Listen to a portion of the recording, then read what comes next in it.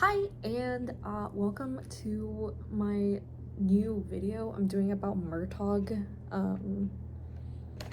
It's rainy outside and I'm on my period, so if you don't know what murtagh is, first of all, you're probably younger than I am, which is fine, I guess, but it is like a generation defining series of books that really made people want to have dragons as friends. I feel like kind of kicked that off.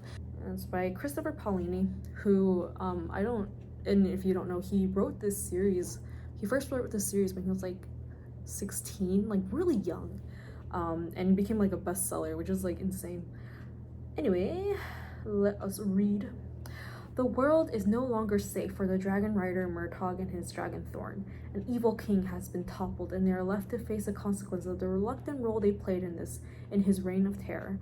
Now they are hated and alone, exiled to the outskirts of society. Throughout the land, hushed voices whisper of brittle ground and a faint scent of brimstone in the air, and Murtagh senses that something wicked lurks in the shadows of Allegasia. So begins an epic journey into lands both familiar and untraveled, where Murtagh and Thorn must use every weapon in their arsenal, from brains to brawn, to find and outwit a mysterious witch, a witch who is much more than she seems. In this gripping novel, starring one of the most popular characters from Christopher Paolini's blockbuster inheritance cycle, a dragon rider must discover what he stands for in a world that has abandoned him. Murtagh is the perfect book to enter the world of dragon for the first time, or to joyfully return.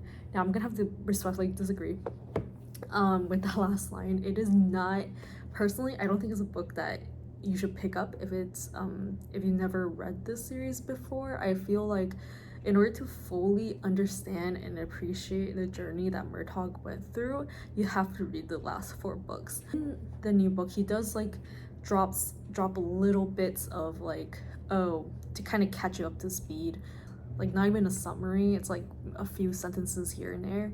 And I personally, if you don't read the first 4 books, even if you don't even remember everything, but you know how much he suffered, like it does make you appreciate his character a lot more and make you understand where he's coming from. This is what Murtagh is about.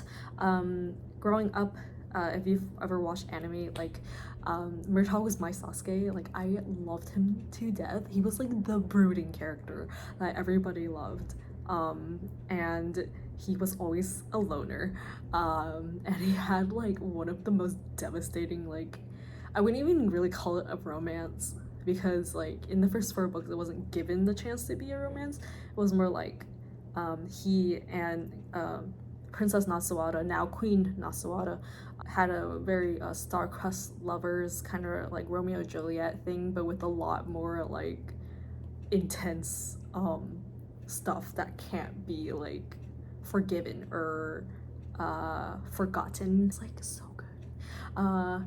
So I'm gonna be entering into spoiler territory. This whole thing's gonna be a spoiler. He is the son of one of the Forsworn, which are a group of 13 dragon riders that betrayed the order of dragon riders, because they're supposed to be like a force of good, but because they betrayed the dragon rider to follow King Galbatorix. My cats are fighting. Follow King Galbatorix, who was this evil king. He's a tyrant, and they made life living hell for a lot of people, and that is set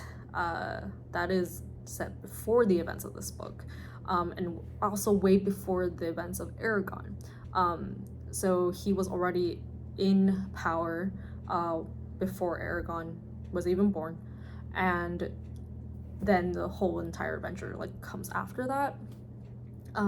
But you know, that's enough background. So Murtagh, as a whole, the book really starts as like a fun fantasy adventure.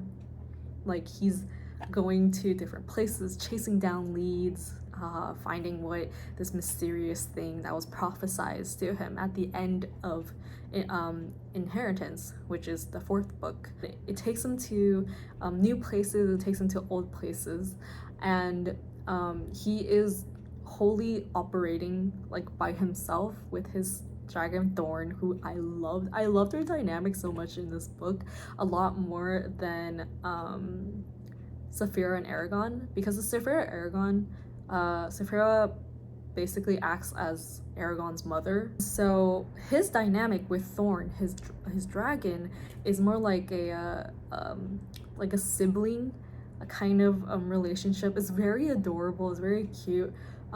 They watch out for each other and care about each other a lot. They have a very equal relationship, and he really respects him a lot, Thorn, and Thorn respects Murtagh a lot too. Anyway, he's like going through chasing down leads for this prophecy. Like, he is a loner, and it's because he can't trust anyone easily, and he is very emotionally scarred by from like following people, especially swearing fealty, because he has trauma from that with the old king tyrant.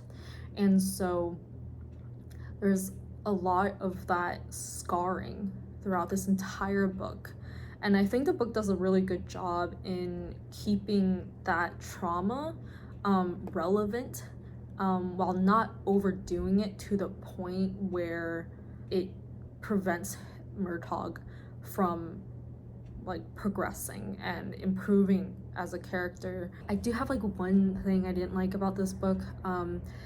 It does drag a little bit at the end for the last arc, and it might be because I was like impatient. I was like feeling anxious for the characters the entire last arc, so I was like, can this end? This is a point in the book where Murtagh and Thorn are captured and they're held prisoner by this witch, and they've been poisoned, and this sort of magic thing has been used on them to keep them compliant, to keep them non-aggressive, and can't use any magic. They've been poisoned, so they can't use any magic to get themselves out.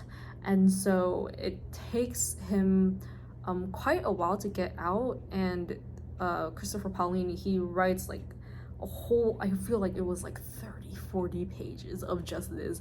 I might be exaggerating, but also this was the ebook, so it might actually be 40 pages of the ebook, of them just like in her thrall, and just the same stuff kind of being repeated. And I get that is what like brainwashing and torturing is. It's like you do the same thing over and over and over again, and to break your prisoner down. I just wish like they kind of just like didn't include everything. Like I don't think I needed it to go on for that long. Now I have finished talking about the boring stuff. Let's get right to the romance.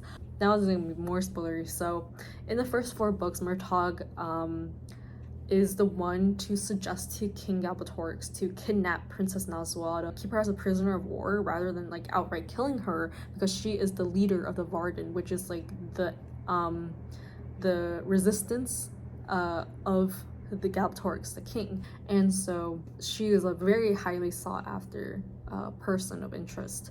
Unfortunately, Galbatorix knew that Murtagh had feelings for her, and so in his own freaking twisted way, he says, okay, fine, I'll kidnap her, but you're gonna be the one to torture her for information, and you're gonna be the one to make her life living hell. And so he like uses his magic and his powers over Murtagh to get him to do that. And so Nazuada and Murtagh have a very fraught relationship, and it's great because they still fall in love anyway, and it's like a against all odds will they prevail kind of thing. And it's like, no, they can't actually, because even now he's a writer, and writers have like long lives. They're basically immortal, and Nazuada's just a mortal queen. And so that it'll only end in tragedy. I love it. So yeah, I'm gonna read some portions of this book because I very much appreciate the romance. Christopher Paolini has somehow written like such a good romance and they don't even interact until like the very last part of the book, and it's great. So this is the ebook again. So But within the first chapter, okay, they mention her, and murtagh is like so angsty about it. So he's talking to Thorn, and this part says, a puff of pale smoke rose from the dragon's flared nostrils. I don't trust that shark-mouthed skulker, murtagh says. I don't trust anyone except for you. And her. Murtagh faltered as he went to one of the saddlebags that hung along Thorn's side. An image of Noswalda's almond eyes flashed before him, cheekbones, teeth, parts and pieces that failed to sum the whole. A memory of her scent, accompanied by a yearning and a sorrow, an aching absence for what might have been and now was lost. Beautiful. And so these next few scenes, actually I want to talk about this scene next. So he's overhearing some guards talk about the queen and how she needs an heir. As the guards laughed, Murtagh stared into his bowl, his fist tight around the handle of the spoon. The thought of Noswalda marrying any of those men, much less some faceless stranger, filled him with an inexpressible rage. How difficult her position is. The men were right. If Noswalda didn't produce an heir in the next few years, the crown would rest uneasy upon her head, and the continuity of her lineage and the peace the Varden had fought so hard for would be in jeopardy. Murtagh didn't want to think about whom Noswalda might have to choose as her consort. The demands of statehood and diplomacy made no allowances for personal feelings. Noswalda would do what was best for her realm, and as for him, if he could work from the shadows and help keep out Aligasia stable, perhaps he could buy her some more time to consolidate her rule. He forced himself to keep eating, even though his appetite had deserted him. Wasn't that cute? Oh my god, I died during that part because I was like, oh my god, he wants to help as much as he can to buy her time. Like, oh my god. And this part was, okay, this next part I highlighted, is just so cute. So let me just read this. Murtagh felt a small shock as he saw Noswalda's profile stamped onto the front of each coin. It was the first time he had encountered a new currency of a realm, and he allowed himself a moment of inspection, disguised as the gawking of a man who had never before held so much gold. The likeness was an uncanny one. So skilled was it, Murtagh felt sure magic had been used in its creation. The sight of Noswalda's all too familiar profile, proud and perfect in resplendent relief, the modest diadem upon her brow, set a familiar ache in his heart, and he touched the image with hesitant fingers. And what's cute about this is that he keeps the coin, right? He keeps the coins and he brings it up again one or two more times later in this book because he needs strength from it. Oh my god. All right, let me read this part. He fished out one of the gold crowns from the pouch on his belt and held it up before the fire. The metal gleamed with an almost near smooth polish. There was a spell in it, he guessed, to preserve the coin from wear. Noswalda's sculpted profile remained as mysterious as ever. He brushed a thumb across her cheek and then stopped, feeling as if he'd taken an unwarranted liberty. Oh my god. Anyway, so 99% of the book, they don't even meet, but we get these little nuggets, little kernels.